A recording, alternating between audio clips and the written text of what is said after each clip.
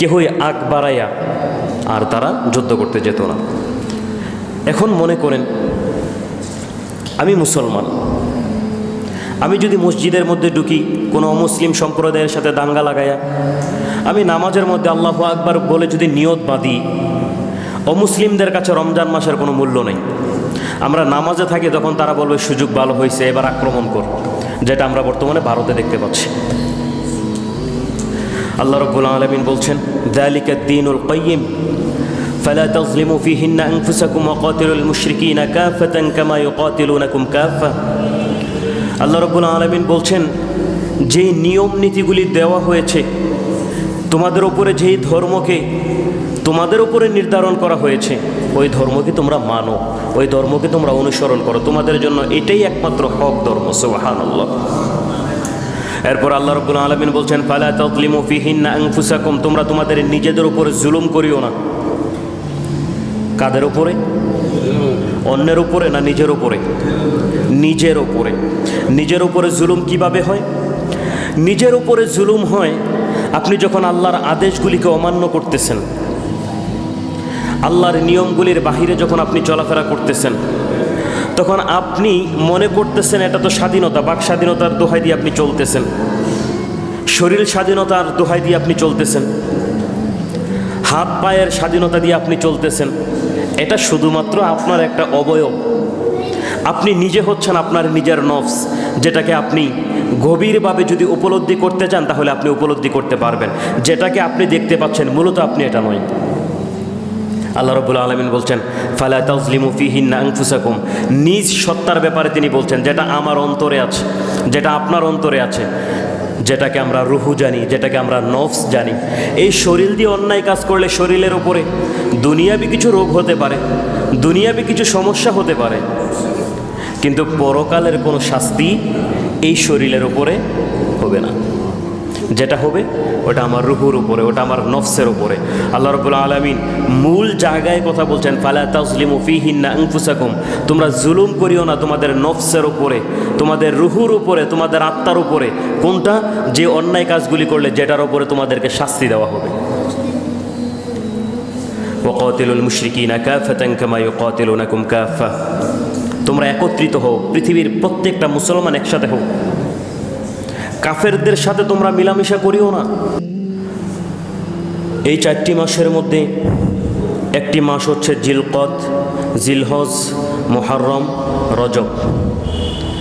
এখন আমাদের স্বাভাবিক প্রশ্ন আসতেই পারে, আল্লাহ রাব্বুল আলামিন যদি 4টি মাসের সম্মানিত করেই থাকেন তাহলে রমজান মাস কোথায় গেল? একটি প্রশ্ন আছে না, যে 4টি মাসের ব্যাপার আল্লাহ রাব্বুল আলামিন বললেন সম্মানিত মাস। নবী করিম সাল্লাল্লাহু আলাইহি ওয়াসাল্লাম ওই 4টি মাসের ব্যাখ্যাও তিনি করলেন। 1 নম্বর জিলকদ, জিলহজ, মুহররম, রজব। তো এই মাসের মধ্যে আমরা সবাই জানি পবিত্র রমজানুল মুবারকের মর্যাদা অনেক বেশি। তাহলে এই মাসটা কোথায় গেল? এই মাসটা থাকার কথা ছিল না? তাহলে মাসটা কোথায় গেল? এই শব্দটা বোঝার জন্য আগে বুঝতে হবে ইসলাম ধর্মের যে নিয়ম নীতি, এই নিয়ম নীতি পৃথিবীতে যত অমুসলিম আছে তাদের উপরে চাপানো যাবে না। আমার ধর্মের নিয়ম কানুন দিয়ে যদি আমি হিন্দুদেরকে বলি তোমরা এই নিয়ম কানুনের উপরে চলো, তারা চলবে? চলবে না। আবার হিন্দুদেরকে যদি বলা হয়, হিন্দুরা যদি আমাদেরকে বলে আমাদের ধর্মের নিয়ম নীতি নিয়ে তোমরা চলো, আমরা চলবো? আমরা চলবো না। রমজান মাস, এই মাসটা সম্মানিত হয়েছে যখন পবিত্র কোরআনুল কারীম এই মাসের মধ্যে নাজিল করা হয়েছে। যখন নাজিল করা হয় নাই তার পূর্বে, যখন নাজিল করা হয় নাই তার পূর্বে যত সহিফা নাজিল হয়েছে, ওই সহিফার মধ্যে ওই 4খানা মাসের কথা বলা হয়েছে। তখন কোরআনও নাজিল হয় নাই, রমজানের মর্যাদাও বাড়ে নাই। সুবহানাল্লাহ করবেন না?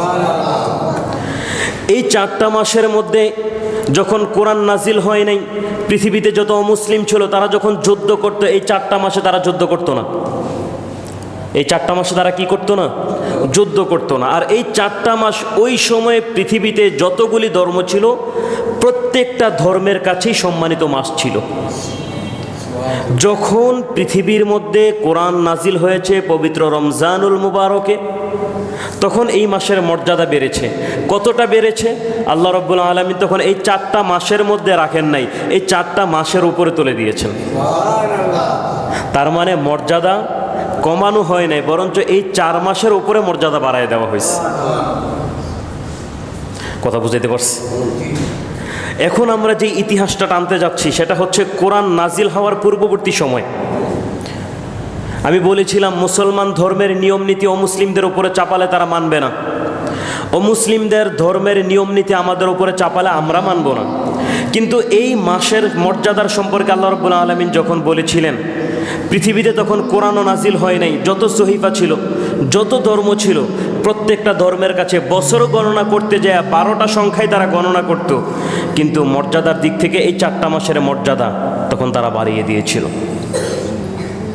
মুসা নবীর উপরে যে ধর্ম নাজিল হয়েছিল, মুসা নবীর কাছেও ওই ধর্মের উপরে এই 4টা মাসে যুদ্ধ করা নিষেধ ছিল, অন্যায় কাজ করা নিষেধ ছিল।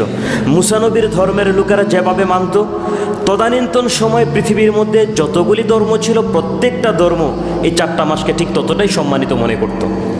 কেহই আগ বাড়াইয়া আর তারা যুদ্ধ করতে যেত না। এখন মনে করেন আমি মুসলমান, আমি যদি মসজিদের মধ্যে ঢুকি কোনো অমুসলিম সম্প্রদায়ের সাথে দাঙ্গা লাগাইয়া, আমি নামাজের মধ্যে আল্লাহু আকবার বলে যদি নিয়ত বাঁধি, অমুসলিমদের কাছে রমজান মাসের কোনো মূল্য নেই। আমরা নামাজে থাকি তখন তারা বলবে সুযোগ ভালো হয়েছে, এবার আক্রমণ কর, যেটা আমরা বর্তমানে ভারতে দেখতে পাচ্ছি। আল্লাহ রাব্বুল আলামিন বলছেন, যালিকা দ্বীনুল কাইয়্যিম ফালা তাযলিমু ফীহিন্না আনফুসাকুম ওয়া কাতিলুল মুশরিকিনা কাফাতান কামা ইউকাতিলুনাকুম কাফা। আল্লাহ রাব্বুল আলামিন বলছেন, যেই নিয়ম নীতিগুলি দেওয়া হয়েছে তোমাদের উপরে, যেই ধর্মকে তোমাদের উপরে নির্ধারণ করা হয়েছে, ওই ধর্মকে তোমরা মানো, ওই ধর্মকে তোমরা অনুসরণ করো, তোমাদের জন্য এটাই একমাত্র হক ধর্ম। সুবহানাল্লাহ।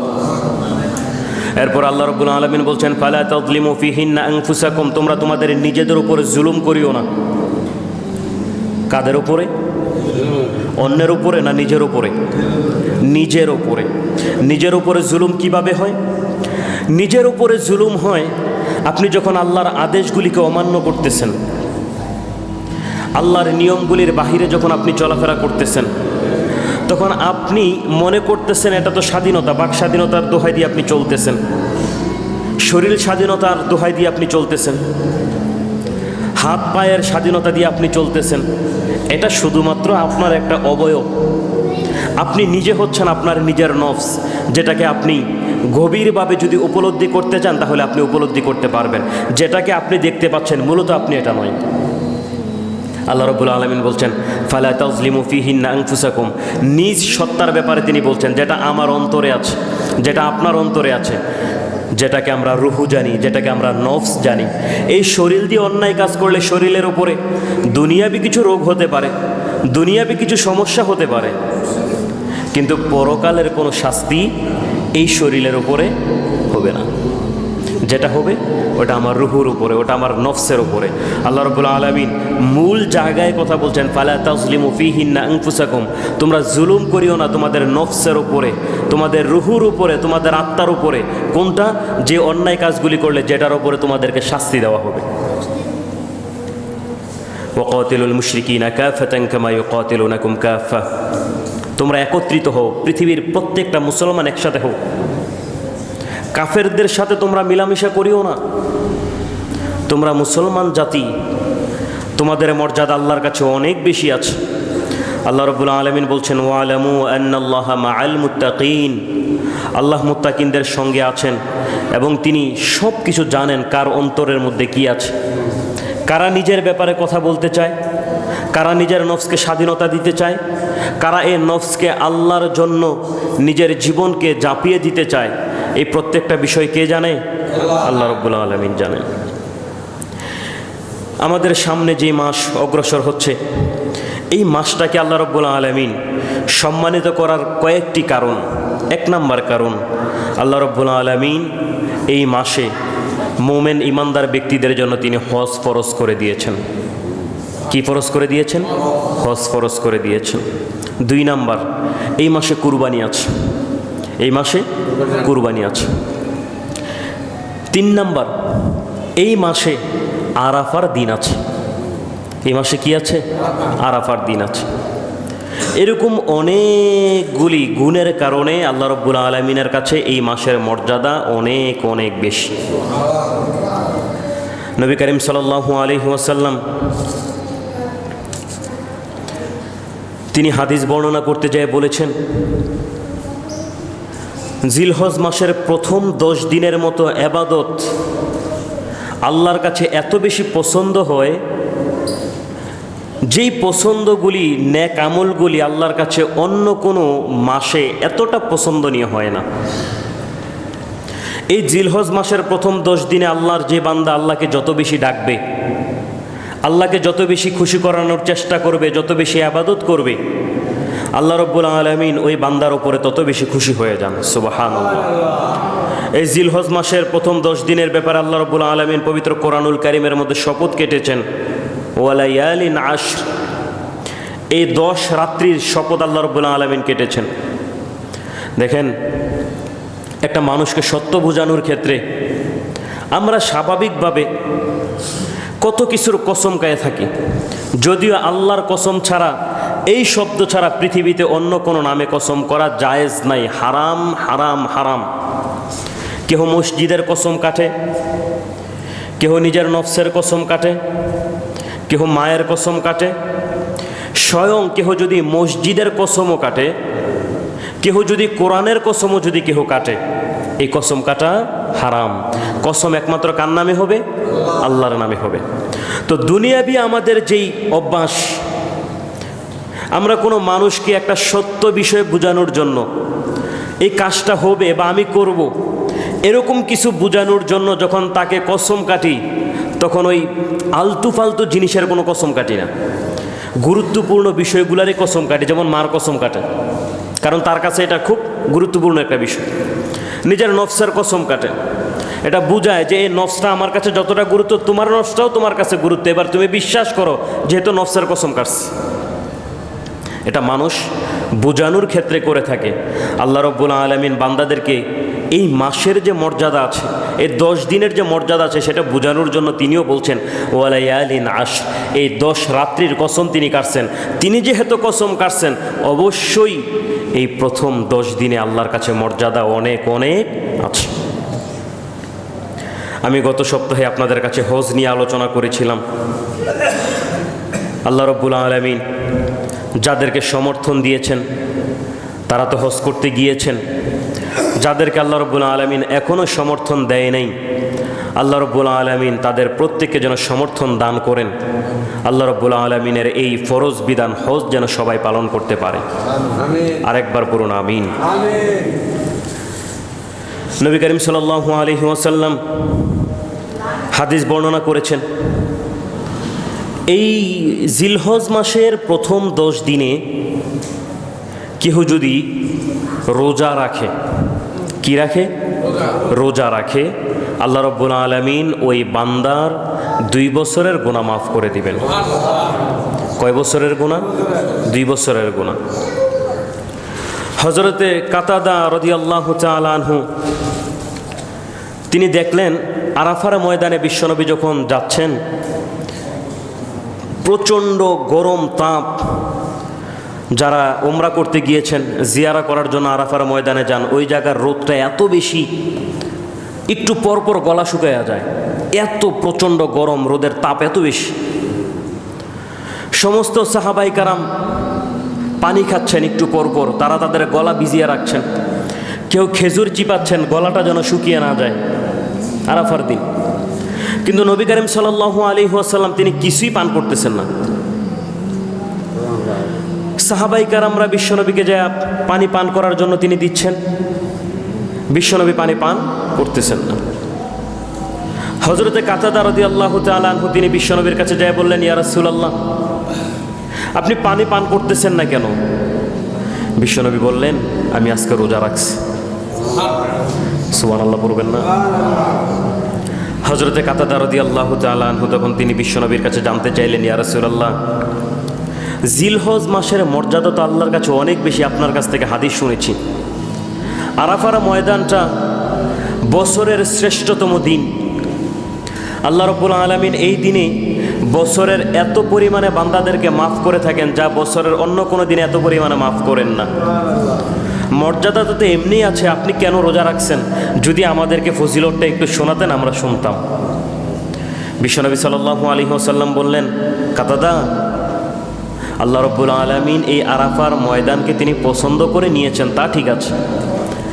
এই দিনে যারা রোজা রাখবে আল্লাহ রাব্বুল আলামিন তাদেরকে ওই সমস্ত মানুষদেরকেও বেশি পছন্দ করে নেবেন। কাদের মধ্যে হতে? আরাফার ময়দানে যারা উপস্থিত হয়েছে, আরাফার ময়দানে হাত তোলে আল্লাহর কাছে যারা কান্নাকাটি করেছে, যাদেরকে আল্লাহ রাব্বুল আলামিন ক্ষমা করে দিয়েছে, ওই মানুষগুলির থেকে আল্লাহ রাব্বুল আলামিন তাদেরকে বেশি পছন্দ করেন যেই মানুষগুলি এই দিনে আরাফার ময়দানে রোজা রেখেছে। একটা কথা আছে, ভালোর ভালো, ভালো ঠিক আছে বুঝলাম, আরেকটু ভালো আছে না? ভালোর ভালো। এই আরাফার দিনের মধ্যে যারা রোজা রাখবে ওই মানুষগুলি কেমন যেন উত্তম মানুষগুলির মধ্যে উত্তম মানুষ হয়ে যায়। হযরতে কাতাদা রাদিয়াল্লাহু তাআলা তখন বিশ্বনবীকে বললেন, ইয়া রাসূলুল্লাহ, তা বুঝতে পারলাম, একটু যদি আমাদেরকে দুনিয়ার ফজিলতটা শোনাতেন, আল্লাহ কি দিবেন আমাদেরকে। বিশ্বনবী সাল্লাল্লাহু আলাইহি ওয়াসাল্লাম বললেন, একজন ব্যক্তি জিহাদের ময়দানে বাহির হলো, ওই ব্যক্তিটা আবার ঘরে ফিরে আসলো। ওই ব্যক্তির মর্যাদাটা আল্লাহর কাছে যত বেশি, আল্লাহ রাব্বুল আলামিন ওই আরাফার দিনে রোজা রাখার ব্যক্তির মর্যাদা অনেক বেশি বাড়াইয়া দেন। একজন জিহাদ করনেওয়ালা ব্যক্তি থেকে আরাফার ময়দানে যারা রোজা রাখে তাদের সম্মান আল্লাহর কাছে অনেক বেশি। হযরতে কাতাদা রাদিয়াল্লাহু তাআলা আনহু তখন তিনি বললেন, ইয়া রাসূলুল্লাহ, যুদ্ধ করতে যায় যদি কেউ শহীদ হয়ে যায় তার থেকেও বেশি। কথা বুঝাইতে পারলাম? যুদ্ধ করতে যায়া ইসলামের জন্য কেউ যদি শহীদ হয়ে যায় তার থেকেও কি বেশি? বিশ্বনবী সাল্লাল্লাহু আলাইহি ওয়াসাল্লাম বললেন, কাতাদা, কেউ যদি যুদ্ধ করার জন্য জান আর মাল উভয়টাই নিয়ে যদি কেউ বাহির হয়, আর কেউ যদি দুইটার একটাও নিয়ে যদি না আসতে পারে তার ব্যাপারে ভিন্ন, কিন্তু ওই ব্যক্তি দুইটার একটা যদি হারায় ফেলে তারপরে যদি সে বাসায় ফিরে আসতে পারে, তার থেকেও আরাফার ময়দানে যারা রোজা রাখবে তাদের মর্যাদা আল্লাহর কাছে অনেক বেশি। এত আসতে বললেন সুবহানাল্লাহ। নবী করিম সাল্লাল্লাহু আলাইহি ওয়াসাল্লাম তার কাছ থেকে এই হাদিস শোনার পরে সাহাবায়ে কেরামরা, তারপর থেকে যতজন সাহাবী পৃথিবীর মধ্যে ছিলেন তারা তাদের কারণবশত ছাড়া এই আরাফার ময়দানের রোজা কেউ ছাড়ে নাই। রমজান মাসের ফরজ রোজারগুলির ব্যাপারে সাহাবায়ে কেরামরা যতটা গুরুত্ব দিয়েছেন, ঠিক এই মাসের রোজাগুলির ব্যাপারেও তিনি ঠিক ততটাই গুরুত্ব দান করেছেন। নবী করিম সাল্লাল্লাহু আলাইহি ওয়াসাল্লাম বলছেন, মান সামা আরাফা গুফিরা লাহু সানাতাইন মুতাতাবিআইন, যে ব্যক্তি এই মাসে রোজা রাখলো তার বিগত এক বছরের গুনাহ মাফ হয়ে যায়, সামনের এক বছরের গুনার কাফফারা হয়ে যায়। তার মানে এই নয় যে আপনি আরাফার ময়দানে রোজা রেখে এসে এক বছরের গুনাহ যেহেতু মাফ হয়েছে, সামনেরটা যেহেতু ঘোষণা দেওয়া হয়েছে, আপনি আবার এক বছর গুনাহ করে যাবেন না। আপনি এটা ধরে রাখতে হবে। আপনি বাজারে গেলেন, বাজারে অনেক কিছু কিনলেন, কিন্তু এগুলি বহন করে হাত দিয়ে আপনি বাড়িতে নিয়ে আসতে পারলেন না। এতগুলি বাজার করার মানেটা কি আপনার বলেন তো, যদি বাজারে রেখে আসতে হয়? এই আরাফার ময়দানের ফজিলত আল্লাহর কাছে আছে। বিগত এক বছরের গুনাহ মাফ, সামনের এক বছরের গুনাহ কাফফারা হয়ে যায়। আপনি যদি এটা ধরে রাখতে পারেন, আপনার ওই আমলটা, ওই আমল ধরে রাখার পরে নিজের নফসের তাড়নায় শয়তানের ধোঁকায় পড়ে যদি বান্দা গুনাহ করে ফেলে, তখন আল্লাহ রাব্বুল আলামিন মাফ করবেন। আর আপনার নিয়তে যদি এটা থাকে আরাফার ময়দানে রোজা রাখবো, বিগত এক বছর সামনের এক বছরের গুনাহ মাফ, তাহলে ওই রোজা আপনার কোনো ফায়দা দিবে না। আমার ভাইয়েরা, নবী করিম সাল্লাল্লাহু আলাইহি ওয়াসাল্লাম তার ঐতিহাসিক ভাষণ, বিদায় হজের ভাষণ তিনি এই জিলহজ মাসের 9 তারিখে দিয়েছিলেন। এই বাসনের উপরে আজ অবধি পর্যন্ত পৃথিবীতে যত গবেষক আসে, যত বিজ্ঞানী আসে, যত পররাষ্ট্রবিদ আসে, যারা রাষ্ট্র নিয়ে পড়াশোনা করে, রাষ্ট্র নিয়ে যারা গবেষণা করে, ওই মানুষগুলি আজ অবধি পর্যন্ত বিশ্বনবী সাল্লাল্লাহু আলাইহি ওয়াসাল্লামের বিদায় হজের বাসনের বিষয় নিয়ে এখনো তারা গবেষণা করে। কারণ তারা জানে এই বাসনের মধ্যে নবী করিম সাল্লাল্লাহু আলাইহি ওয়াসাল্লাম এমন এমন কথা বলেছেন, যেই কথাগুলি শুধুমাত্র মুসলমানদের জন্য ফায়দা নিয়ে আসে এমন নয়, পৃথিবীর মধ্যে যত জাতি আছে প্রত্যেকটা জাতির জন্য বিশ্বনবীর কথাগুলি কল্যাণ নিয়ে আসে। নবী করিম সাল্লাল্লাহু আলাইহি ওয়াসাল্লাম বিদায় হজের বাসনের সময় তিনি একটা হাদিস বর্ণনা করেছিলেন, তারাকতু ফীকুম আমরাইনি লান তাদিল্লু মা তামাসসাকতুম বিহিমা কিতাবাল্লাহি ওয়া সুন্নাতা রাসূলিহি। নবী করিম সাল্লাল্লাহু আলাইহি ওয়াসাল্লাম বলছেন, আমি দুনিয়া থেকে বিদায় নেওয়ার পরে তোমাদের কাছে দুইটা জিনিস রেখে গেলাম। এক নাম্বার হলো কিতাবুল্লাহ, আল্লাহর কিতাব মানে হচ্ছে কোরআন। দুই নাম্বার হচ্ছে ও সুন্নাতা রাসূলি, নবী করিম সাল্লাল্লাহু আলাইহি ওয়াসাল্লামের সুন্নতগুলি। সুবহানাল্লাহ। আমার ভাইয়েরা, বিদায় হজের বাসনের সময় নবী করিম সাল্লাল্লাহু আলাইহি ওয়াসাল্লাম এই কথাটা বলেছেন। একটু আগে আমি আপনাদের কাছে বর্ণনা করলাম বিশ্বনবীর প্রত্যেকটা কথা শুধুমাত্র মুসলমানদের জন্য কল্যাণ নয়, পৃথিবীর মধ্যে যতগুলি জাতি আছে, যতগুলি ধর্ম আছে, প্রত্যেকটা ধর্মের জন্য কল্যাণ নিয়ে আস। এবার আপনাদের প্রশ্ন হতে পারে, হুজুর এই হাদিসের মধ্যে অমুসলিমদের জন্য কল্যাণ কোথায়? একটু গভীর মনোযোগ দিয়ে যদি স্মরণ করেন, আপনাদের কাছে আমি চিকিৎসা বিজ্ঞান নিয়ে কথা বলেছিলাম। চিকিৎসা বিজ্ঞান বর্তমান সময়ে পৃথিবীর মধ্যে যা কিছু করতেছে, এমন এমন জায়গা আছে যেই জায়গাগুলির মধ্যে চিকিৎসা বিজ্ঞান তাদের বিজ্ঞানও কাজ করে না। ওই মানুষগুলি একটা সময়ে কোরআনের কাছে ফিরে আসতে হয়। আমি আপনাদেরকে একটু স্মরণ করাইয়া দিই, যে মানুষটা একটা সময়ে জিনের আক্রান্ত হয়ে তার গোটা জীবনটা নাজেহাল হয়ে যাচ্ছে। বিজ্ঞানের ভাষায় এটাও একটা রোগ, এটাও একটা অসুস্থতা। যে মানুষটা স্বাভাবিক চলাফেরা থেকে তার চলাফেরা অস্বাভাবিক হয়ে যায়, তাকেই রোগী বলা হয়, তাকেই অসুস্থ বলা হয়। এই মানুষটাকে চিকিৎসা করার জন্য আপনি পৃথিবীর যত ডাক্তার আছে প্রত্যেকটা ডাক্তারের কাছে গেলেন, বলেন তো কোথায় আপনি চিকিৎসা পাবেন? পাওয়া যাবে নাকি? কোন ট্যাবলেটের মাধ্যমে, কোন বড়ির মাধ্যমে, কোন ওষুধের মাধ্যমে শরীর থেকে আপনি জিন সারাবেন? বলেন, কোনো ওষুধ আছে নাকি? নবী করিম সাল্লাল্লাহু আলাইহি ওয়াসাল্লাম দুইটা বিষয়ের একটা বিষয় বলেছেন কিতাবুল্লাহ। যে মানুষটা গোটা পৃথিবীর ডাক্তারদের কাছে ঘুরে আসলো, চিকিৎসা কেউই দিতে পারলো না, যত উন্নত মানের ট্যাবলেট আছে, ওষুধ আছে, বড়ি আছে, সব কিছু খাওয়ানো হলো, কিন্তু সুস্থ আর হচ্ছে না। ওই মানুষটাকে সুস্থ বানানোর জন্য যদি আপনি কোরআনের কাছে আসেন, কোরআনের রহমতে আল্লাহ রব্বুল আলামিন ওই বান্দাটাকে সুস্থতা দান করে দিবে। ও সুন্নাত রাসূল, নবী করিম সাল্লাল্লাহু আলাইহি ওয়াসাল্লামের সুন্নতগুলি আমরা মুসলমানরা যতটা না অনুসরণ করি, তার থেকে বিধর্মীরা বেশি অনুসরণ করে। কারণ হলো এই সুন্নতের মধ্যে, প্রত্যেকটা সুন্নতের মধ্যে শেফা দান করেছেন কে? আর একটু জোরে বলেন কে?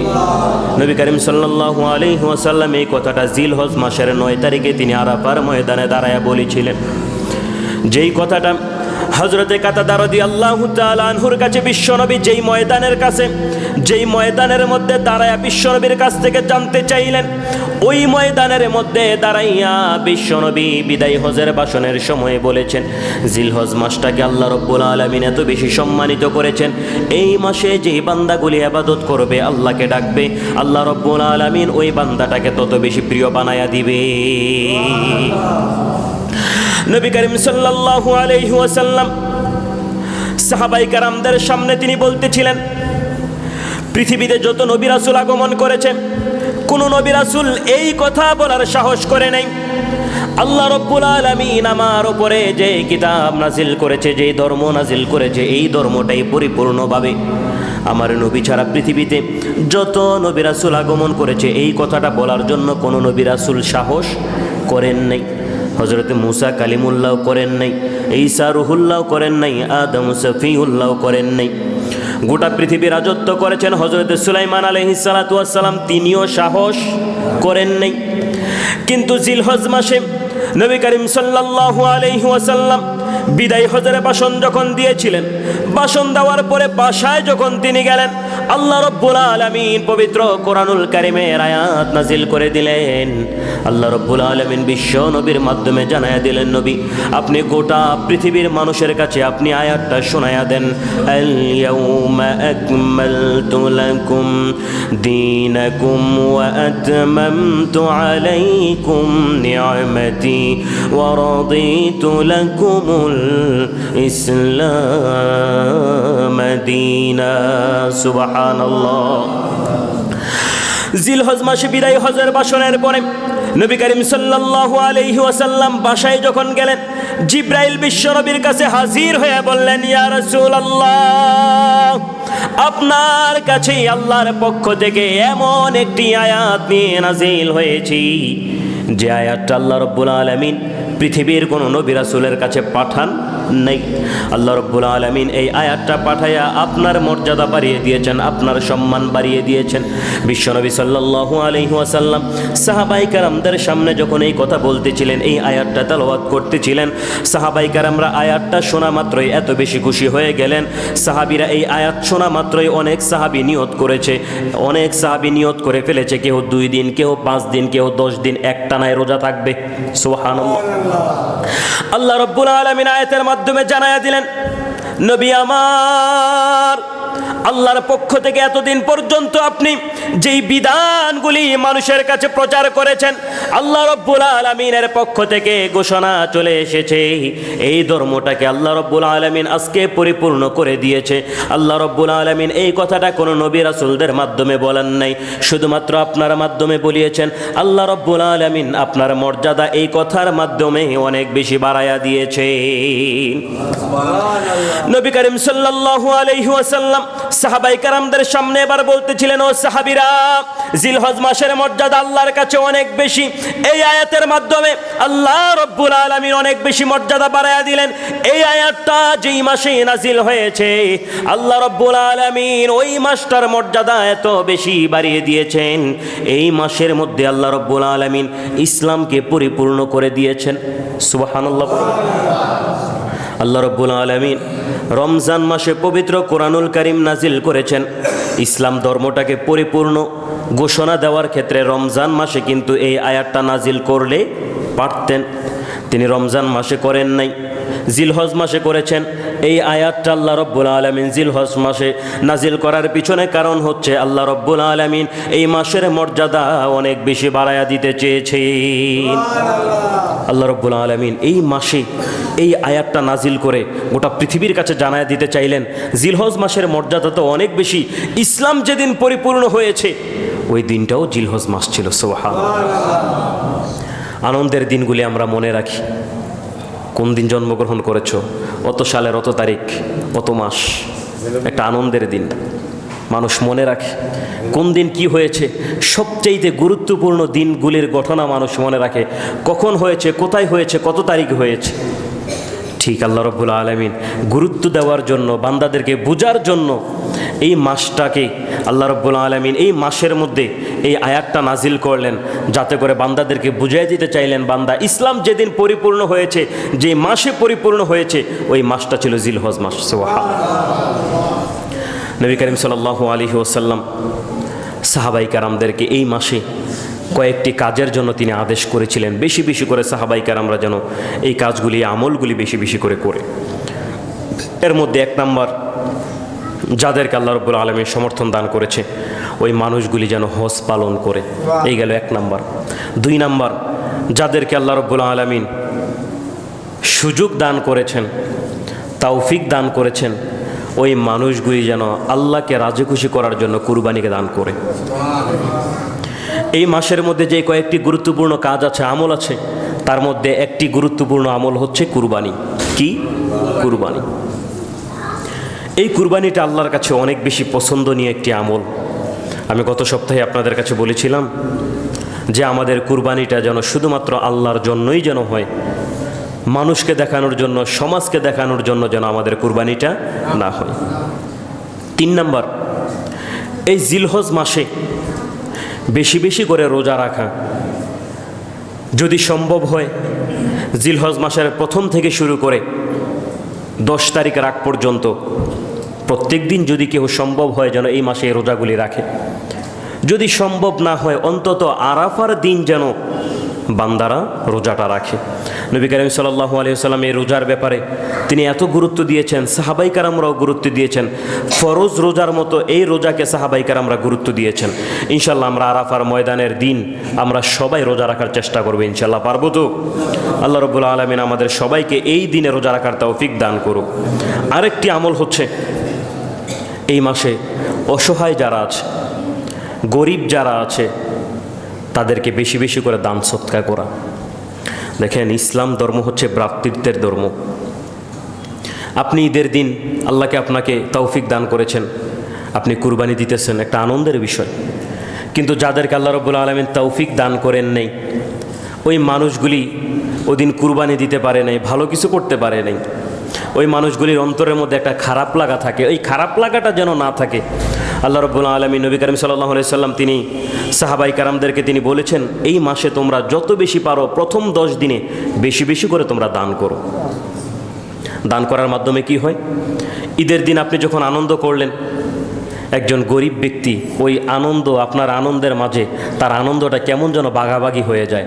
যদিও তার মতো আপনার আনন্দটা না হয়, কিন্তু এই ছোট কিছু দানের মাধ্যমে, আপনার ছোট্ট কিছু সদকা করার মাধ্যমে ব্যক্তিটার ঈদের দিন তার ঘরের মধ্যে একটা আনন্দ পৌঁছে গেল। একটা পুরো পরিবার আপনার ছোট্ট সদকার মাধ্যমে আনন্দিত হয়ে গেল ঈদের দিন। মনে রাখবেন, নবী করিম সাল্লাল্লাহু আলাইহি ওয়াসাল্লাম হাদিস বর্ণনা করেছেন, বছরের মধ্যে সর্বোত্তম রাত হচ্ছে কদরের রাত, আর সর্বোত্তম দিন কেউ বলেছেন আরাফার দিন, কেউ বলেছেন ঈদুল ফিতরের দিন। যাই হোক, দিনটা কাছাকাছি। তবে বেশিরভাগ তাফসির কারকগণ, মুহাদ্দিসগণ বলেছেন ঈদুল আজহার দিনটাই সবচাইতে বেশি, বছরের মধ্যে সবচাইতে বেশি উত্তম দিন। আপনি এই দিনে যদি কোনো গরিব ব্যক্তির মুখে হাসি ফুটাতে পারেন, আপনার কিছু সাহায্যের মাধ্যমে একজন গরিব ব্যক্তির মুখে যদি হাসি ফুটে, ইনশাআল্লাহ হাসরের ময়দানে অথবা দুনিয়ার মধ্যেও কঠিন মুসিবতের সময় আল্লাহ রাব্বুল আলামিন তার রহমত দিয়ে আপনার মুখে হাসি ফুটাবেন। ইনশাআল্লাহ আমরা পারবো তো বেশি বেশি করে দান সদকা করতে। আপনাদের সমাজে একটা সুন্দর সিস্টেম আছে, নারায়ণগঞ্জের দিকে কুরবানির দিন সমাজভিত্তিক 1-2টা গরু কিনা হয়, জবাই করা হয়। যারা কুরবানি দেয় না সবার কাছ থেকে এনে সবার কাছে আনন্দকে ভাগ করা হয়। এটা কেমন যেন সবার মাঝে একটা আনন্দ, উৎসাহ। যদি আল্লাহ আপনাকে সমর্থন দান করে, ঈদের দিন একটা পরিবার যেন পূর্ণভাবে আনন্দ উপভোগ করতে পারে, একটা পরিবার যেন পূর্ণভাবে তাদের পরিবার সবাইকে নিয়ে, ছোট বাচ্চাদেরকে নিয়ে সবাই যেন আনন্দকে সমান ভাগে ভাগ করে নিতে পারে। যদি সমর্থন দান করে, ওই পরিবারে যতটুকু আর্থিক সম্পদের প্রয়োজন ততটুকু আপনি দান করেন। এই ছোট্ট আমলগুলি দেখবেন আপনার আমল নামায় অনেক অনেক ভারী তৈরি করবে।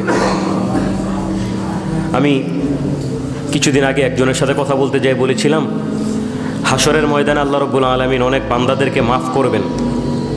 তখন বান্দা তার আমল নামার দিকে তাকায় দেখবেন যে তার আমল নামায় গুনার অভাব নেই। কি আছে? মানুষের উপরে জুলুমের গুনাহ আছে। সে তাকায় দেখবে তার আমল নামার মধ্যে জিনার গুনাহ আছে। সে তাকায় দেখবে তার আমল নামার মধ্যে মানুষের সম্পদ মারার গুনাহ আছে। সে তাকায় দেখবে মানুষের উপরে সে আঘাত করেছে, সে গুনাহগুলি আছে। মানে তার জীবনে যত গুনার প্রয়োজন সব গুনাই তার আমল নামায় আছে। কিন্তু 2টা গুনার ব্যাপারে সে খুব সোচ্চার ছিল। 1 নাম্বার, যখন তার বুঝে আসছে শিরকের ব্যাপারে আল্লাহর কাছে রোনাজারি করছে। 2 নাম্বার, বান্দার যে হক মেরেছিল ওই হকটা বান্দার কাছে পৌঁছায় দেওয়ার চেষ্টা করছে। এই 2টা গুনার ব্যাপারে সে সোচ্চার ছিল, মৃত্যুর আগে সোচ্চার হয়ে গেছে, পৌঁছায় দেওয়ার চেষ্টা করছে। এছাড়া বাকি যত গুনাহ আছে সব গুনাহ তার আমল নামায় আছে। কিন্তু আল্লাহ রাব্বুল আলামিন একটা সময় ডাক দিয়ে বলবেন, আব্দুর রহিম, আব্দুল কুদ্দুস, আব্দুল জব্বার। তখন তারা মাথা তুলে আল্লাহর দিকে তাকাবে। তখন ওই মানুষগুলির হাতে এখনো গুনার আমল নামাটা আছে, কিছু কিছু মানুষ সাথে সাথে তুলে ফেলবে মাথা, আর কিছু কিছু মানুষ লজ্জায় মাথাটাকে নিচে রাখবে। তখন তারা চিন্তা করবে আল্লাহর কাছে এই চেহারাটা নিয়ে কিভাবে তাকাই। আর যারা সাথে সাথে তুলে ফেলবে তাদের চিন্তা আল্লাহ যেহেতু ডাক দিছে ভালো কিছুই হবে। উভয়ের অবস্থায় থাকবে, তখন আল্লাহ রাব্বুল আলামিন দ্বিতীয়বার আবার সবাইকে ডাক দিবেন, মাথা উপরে তোলো। তখন সবাই মাথা উপরে তুলবে। তখন আল্লাহ রাব্বুল আলামিন বলবেন, বান্দা ওই যে তোর আমল নামায় গুনাহগুলি দেখ। তখন ওই মানুষগুলি লজ্জায় আবার মাথাটা নিচু করে ফেলবে। আল্লাহ রাব্বুল আলামিন তখন আবার ডাক দিবে, মাথা তোলো, মাথা তুলবে। তখন আল্লাহ রাব্বুল আলামিন ওই বান্দাদেরকে ডাক দিয়ে বলবেন, তোদের আমল নামায় যদিও এই গুনাহগুলি আছে, দুইটা গুনার ব্যাপারে সোচ্চার থাকার কারণে তোর আমল নামায় ছোট্ট একটা আমল আমার কাছে পছন্দ হয়েছে। তখন আল্লাহ রাব্বুল আলামিন বলবেন, বান্দা ওই যে তোর আমল নামায় ছোট্ট একটা আমল, মসজিদ থেকে বাহির হয়েছিলি, ছোট একটা বাচ্চার হাতে ছোট্ট একটা নোট ধরাই দিয়েছিল, ওই বাচ্চাটা খুশি হয়েছিল। ওই বান্দাটার মুখের হাসি, তার অন্তরের খুশি আমি রবের আরশে আজিম পর্যন্ত পৌঁছে গিয়েছে। যদিও আমলটা ছোট, আমি আল্লাহ রাব্বুল আলামিন তোর এই আমলটা পছন্দ করছি। বান্দা তোর এই ছোট্ট আমলটার কারণে আমি আল্লাহ রাব্বুল আলামিন তোকে মাফ করে দিলাম। তো আসতে পড়লেন সুবহানাল্লাহ। এবার আব্দুল কুদ্দুসকে বলবেন, আব্দুল কুদ্দুস তোর আমল নামায় দেখ, গুনার তো অভাব নাই, তার থেকেও তোর গুনাহ বেশি। তখন ওই বান্দা মাথা নিচু করে ফেলবে, সে চিন্তা করবে আল্লাহ ওকে মাফ করছে, আমারে মনে হয় লজ্জা দিবে। তখন আল্লাহ রাব্বুল আলামিন বলবে, মাথা তুল। ওই যে মসজিদ থেকে বাহির হয়ে ছোট্ট টাকাটা দান বাক্সের মধ্যে দিয়েছিলে, 1 টাকা ছিল, উদাহরণ দিয়ে বলছি। আমি আল্লাহ রাব্বুল আলামিন খুশি হয়েছি যখন এই টাকাটা আমার ঘরে দিচ্ছিলি, তখন অন্তর থেকে আমি রবকে খুশি করার জন্যই দিতে চাইছিলি। আমি আল্লাহ রাব্বুল আলামিন খুশি হয়েছি, কাউরে খুশি করানোর জন্য টাকাটা দেস নাই, আমি রবকে খুশি করানোর জন্য আমি রব খুশি হয়েছি, এই আমলটা পছন্দ হয়েছে, বাকি গুনাহ যত আছে সব মাফ। আবার কিছু কিছু বান্দাদেরকে বলবেন, বান্দা ওই যে মসজিদের মধ্যে বসে ইমাম সাহেব বলেছিল যে জিলহজ মাসের মর্যাদা আল্লাহর কাছে অনেক বেশি, এই মাসে দান সৎকা করলে আল্লাহ খুশি হয়। বান্দা তোর আমল নামায় তো অনেক গুনাহ, কিন্তু আমার নবীর হাদিসগুলি শোনা মাত্রই তোর মন বলছে জিলহজ মাসে ইবাদত করলে আমি রব খুশি হব। বান্দা তুই মসজিদ থেকে বাহির হইয়া আরাফার দিন তুই রোজা রাখছিলি আমি রবকে খুশি করানোর জন্য, তাকায় দেখ তোর আমল নামায় ওই সওয়াবটা আছে। কিছু কিছু বান্দাদেরকে বলবেন, হুজুর বলেছিল, হাদিস বলেছিল, নবী করিম সাল্লাল্লাহু আলাইহি ওয়াসাল্লাম বলেছিলেন এই মাসে দান সৎকা করলে আল্লাহ খুশি হয়, তুই দান সৎকা করছিলি জিলহজ মাসে আমি রবকে খুশি করানোর জন্য। আমি রবকে খুশি করানোর জন্য যেহেতু করেছিস বান্দা, আমি রব খুশি হয়ে গেলাম, যত গুনাহ আছে সবগুলি মাফ। আমরা এই ছোট ছোট আমলগুলি করতে পারবো তো ইনশাল্লাহ? একেবারে এই আমলগুলি করার জন্য অনেক টাকা পয়সার প্রয়োজন হয় না।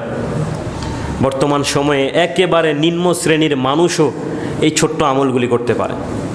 নবী করিম সাল্লাল্লাহু আলাইহি সাল্লাম ইসলাম ধর্মের ব্যাপারে বলেছেন, এত সহজ করেছেন। ইসলাম ধর্মের বেশিরভাগ আমলগুলি, হাতে গোনা 1-2টা ছাড়া বেশিরভাগ আমলগুলি প্রত্যেকটা মানুষ যেন তার জায়গা থেকে পালন করতে পারে সেই সুযোগ রাখা হয়েছে। হাতে গোনায় কিছু কিছু আমল বাদ রাখা হয়েছে, যেমন এর মধ্যে একটা হচ্ছে হজ, এর মধ্যে একটা হচ্ছে কুরবানি, এর মধ্যে একটা হচ্ছে জাকাত। এই 3টা বিষয় বা 3-4টা বিষয় হয়তো আরও কয়েকটা হতে পারে, এগুলি ব্যক্তিদের জন্য। কিন্তু যাদেরকে আল্লাহ রাব্বুল আলামিন এই আর্থিক স্বাবলম্বী করে নাই, তাদেরকে আল্লাহ রাব্বুল আলামিন নারাজ করেন নাই, অন্যান্য বিষয়গুলোকে দিয়ে আল্লাহ রাব্বুল আলামিন সমান সমান করে দিয়েছেন। তার মধ্যে ছোট্ট একটা উদাহরণ দিয়ে শেষ করছি। যাদেরকে সমর্থন দিয়েছেন তারা হজ পালন করার জন্য কোথায় যাওয়া লাগে? মক্কায় যাওয়া লাগে। কিন্তু যাদেরকে আল্লাহ রাব্বুল আলামিন ওই সমর্থন দেয় নাই, স্বাবলম্বী করে নাই, ওই মানুষটা মক্কায় যাওয়া লাগে না। নবী করিম সাল্লাল্লাহু আলাইহি সাল্লামের হাদিস, ওই মানুষটা পবিত্র জুমার দিন জুমাকে সম্মান করলো, জুমার দিনের প্রত্যেকটা ইবাদত সুন্দর মতো করলো, পবিত্র জুমার দিনটাই তার কাছে হজের মতো। একজনকে আল্লাহ রাব্বুল আলামিন সমর্থন দিয়েছেন, ওই সওয়াব পাওয়ার জন্য মক্কায় যেতে হয়। আরেকজনকে সমর্থন দেয় নাই, আল্লাহ রাব্বুল আলামিন তাকে তার এলাকার মধ্যে রাইখাই ওই সম্মান দান করে দিস। অতএব ইসলামের প্রত্যেকটা বিষয় প্রত্যেকটা মানুষের জন্য আল্লাহ রাব্বুল আলামিন সহজভাবে করেছেন। এক একজনের জায়গা থেকে এক এক রকম হতে পারে, কিন্তু আল্লাহ রাব্বুল আলামিন আমলের বিষয়গুলি, ফজিলতের বিষয়গুলি, সওয়াবের বিষয়গুলি পরিবর্তন করে দিয়েছেন। জায়গা ভেদে আল্লাহ রাব্বুল আলামিন সহজও করে দিয়েছেন। আল্লাহ রাব্বুল আলামিন আমাদের সামনে কুরবানি আসতেছে। কুরবানির ইতিহাস আমরা সবাই জানি। এরপরেও সামনের আলোচনায় এই কুরবানির সাথে ইতিহাস, বর্তমান সভ্যতা, আমাদের বর্তমান পৃথিবী চাচ্ছে কি, আর আগের সভ্যতায় ছিল কি, ইনশাল্লাহ ওই বিষয়গুলি নিয়ে আপনাদের সামনে আলোচনা করব। আল্লাহ রাব্বুল আলামিন আমাদের সবাইকেই এই মাসের প্রত্যেকটা নেক আমল করার তৌফিক দান করুন, সকলে বলুন আমিন। বিশেষ করে যারা কুরবানি দেওয়ার নিয়ত করেছেন, আল্লাহ রাব্বুল আলামিন তাদের প্রত্যেকের কুরবানি কবুল করে নিন, সকলে বলুন আমিন।